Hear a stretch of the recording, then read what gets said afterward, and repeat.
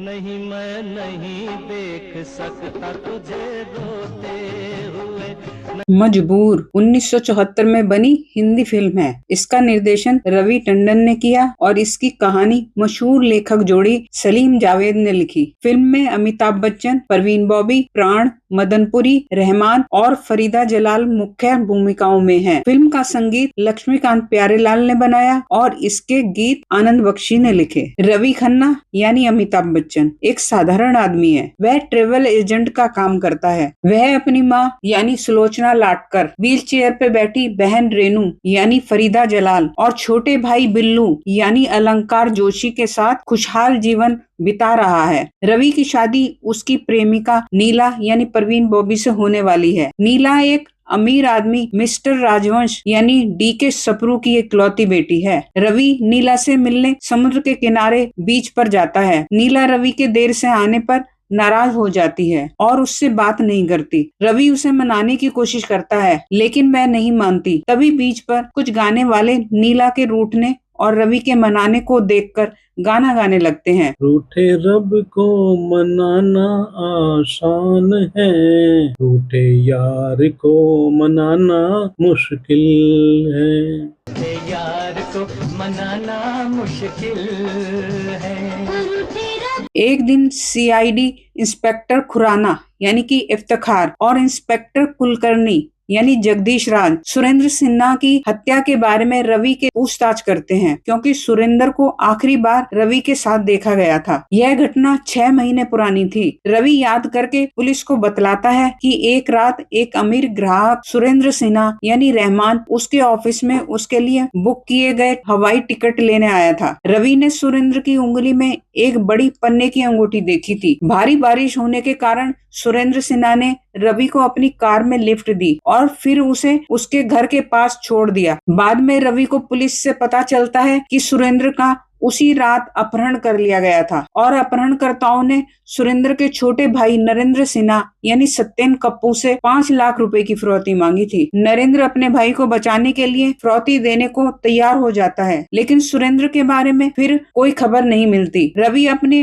वकील मित्र राणे यानी कि शिव कुमार से कानूनी सलाह लेने जाता है। रास्ते में तनाव के कारण भयंकर सिर दर्द होता है। रवि अपने घर आता है और घर पर बहन जो व्हील चेयर पर है हिल स्टेशन पर घूमने फिरने का सपना देखती है। तभी उसका छोटा भाई कहता है, तुम तो अपाहिज हो, बर्फ में कैसे घूमोगी? यह सुनकर बहन मायूस हो जाती है और रोने लगती है। रवि उसे खुश करने के लिए एक गीत गाता है। देख सकता हूँ मैं कुछ भी होते हुए, नहीं मैं नहीं देख सकता तुझे रोते हुए। मैं नहीं देख सकता तुझे रोते हुए। एक दिन रवि अपनी बहन के लिए कांच का मछली घर यानी कि फिश एक्वेरियम लेकर आ रहा होता है। रास्ते में अचानक उसके सिर में बहुत तेज दर्द शुरू हो जाता है, इतना तेज कि वह सहन नहीं कर पाता। इस वजह से उसका एक्वेरियम टूट जाता है।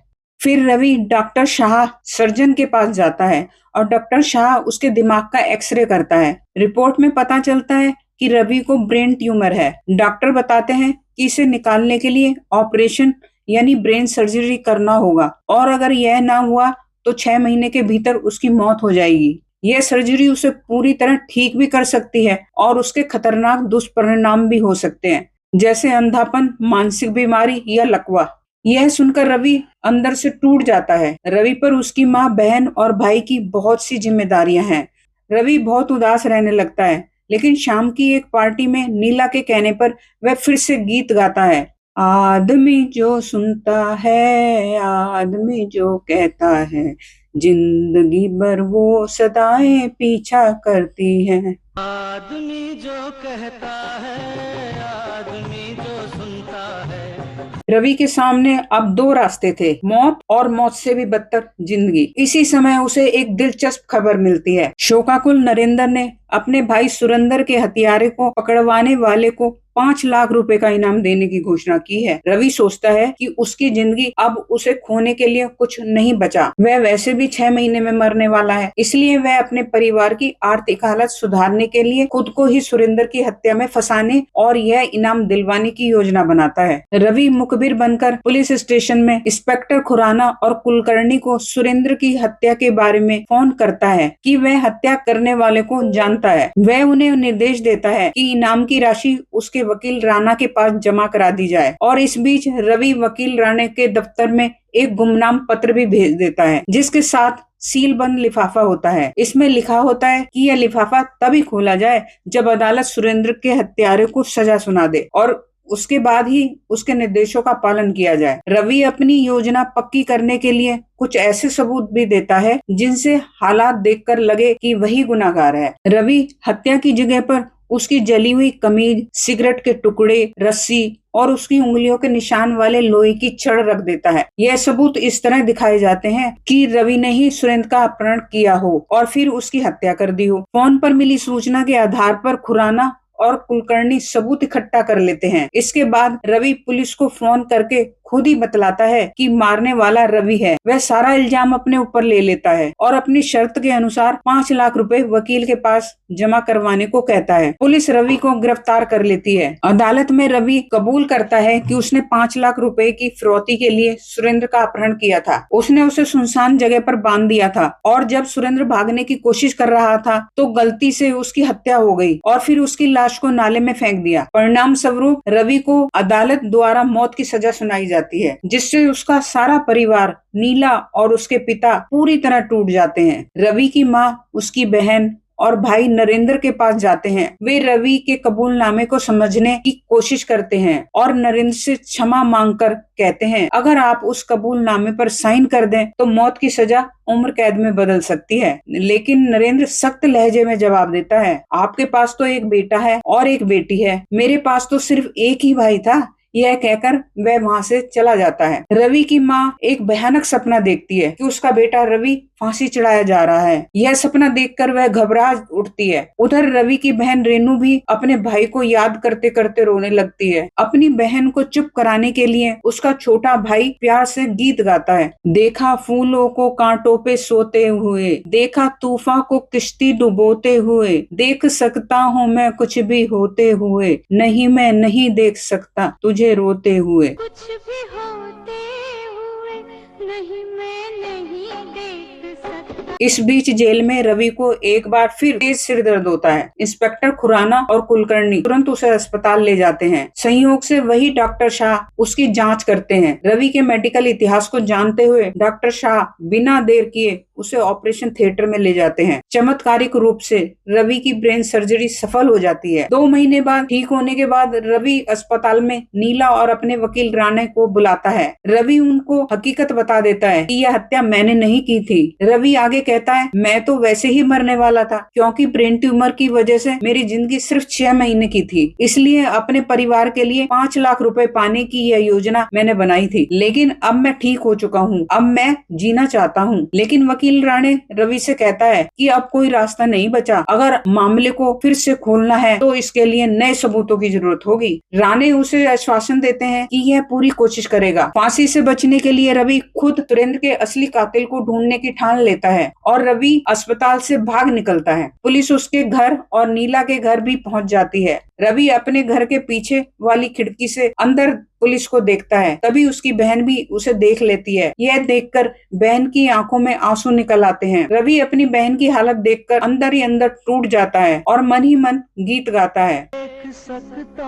हूँ मैं कुछ भी होते हुए, नहीं मैं नहीं देख सकता तुझे रोते हुए। उसके बाद रवि नीला को लेकर खंडाला के एक होटल में जाता है। वही होटल में रवि की मुलाकात महिपत राय यानी मदनपुरी के नाम के शख्स से होती है। रवि उसे पहचानने से बचने के लिए वॉशरूम में चला जाता है, लेकिन संयोग से महिपत भी हाथ मुंह धोने के लिए वॉशरूम जाता है। हाथ धोते समय महिपत वहाँ अपनी अंगूठी भूल जाता है। तभी रवि की नजर उस अंगूठी पर जाती है और चौंक उठता है। यह वही अंगूठी थी जो उसने सुरेंद्र की उंगली में देखी थी। सुराग पाने के लिए रवि महिपत के कमरे में जाकर उससे पूछताछ करता है। महिपत खुलासा करता है कि वह अंगूठी उसे प्रकाश यानी मैकमोहन नाम के एक क्यूरियो शॉप मालिक ने बेची थी। इसके बाद रवि प्रकाश के घर जाता है। प्रकाश की मदद से उसे पता चलता है कि यह अंगूठी उसे माइकल डिसूजा यानी कि प्राण से मिली थी। माइकल एक नेकदिल और खुशमिजाज पेशेवर चोर है। रवि माइकल यानी प्राण के पास जाता है। उस समय माइकल लोगों का मनोरंजन करने के लिए गाना गा रहा होता है। दारू की बोतल में साहब पानी भरता है, फिर ना कहना माइकल दारू पी के दंगा करता है। दारू की बोतल में साहेब पानी भरता है, फिर न कहना। रवि उससे सुरेंद्र की अंगूठी के बारे में पूछताछ करता है। माइकल खुलासा करता है कि सुरेंद्र की हत्या का इकलौता गवाह है। वह बताता है कि बरसात की उस रात उसने एक कार रोकी थी। उसमें एक ड्राइवर बैठा था और पिछली सीट पर एक आदमी सोया हुआ था। माइकल ने बंदूक की नोक पर ड्राइवर को धमकाया। ड्राइवर ने कहा कि पीछे बैठा आदमी उसका बीमार दोस्त है और वह उसे अस्पताल ले जा रहा है। उसके पास देने के लिए कुछ नहीं था, इसलिए उसने सोए हुए आदमी की उंगली से अंगूठी निकालकर माइकल को दे दी। रवि समझ जाता है कि पीछे सोया हुआ शख्स असल में सुरेंद्र था, जो पहले ही मर चुका था, यानी हत्यारा वही कार का ड्राइवर था। सुरेंद्र के असली हत्यारे का पता लगाने के बदले में रवि माइकल को 5 लाख रुपए का इनाम और एक अंगूठी देने का वादा करता है। माइकल ड्राइवर के घर जाता है। वहां पहुंचकर वह चौंक जाता है जब देखता है कि कार का ड्राइवर और कोई नहीं बल्कि नरेंद्र ही था। अब कोई और रास्ता ना पाकर नरेंद्र कबूल करता है कि सुरेंद्र की पत्नी मोना का उससे विवाहोत्तर संबंध था। गुस्से में भरे नरेंद्र ने सुरेंद्र पर हमला किया और सिर पर कांच की बोतलें दे मारी। सिर में चोट लगने से सुरेंद्र की तुरंत मौत हो गई। इसके बाद नरेंद्र ने सुरेंद्र की लाश को नाले में फेंक दिया। अपने अपराध को छुपाने के लिए अपने अपहरण और फिरौती का नाटक किया और 5 लाख रुपए का इनाम घोषित कर दिया। यह जानने के बाद माइकल नरेंद्र से सौदा करता है। वह कहता है कि अगर तुझे चुप रखना है तो मुझे 7.5 लाख रुपए देने होंगे, 5 लाख इनाम के और 2.5 लाख चुप रहने के। नरेंद्र कहता है ठीक है, लेकिन तुम्हें रवि को मुझे सौंपना होगा। वह नरेंद्र से कहता है कि कोई पिस्तौल साथ मत लाना, इसलिए नरेंद्र पहले ही जाकर बताई गई जगह में पिस्तौल छुपा देता है। माइकल रवि को फोन करता है और बताता है कि उसे असली कातिल का पता चल गया है। वह रवि को उसी जगह पर बुलाता है जहां उसने नरेंद्र को भी बुलाया था। उसकी सोच थी कि इस तरह रवि सुरेंद्र के असली हत्यारे से आमना सामना कर लेगा,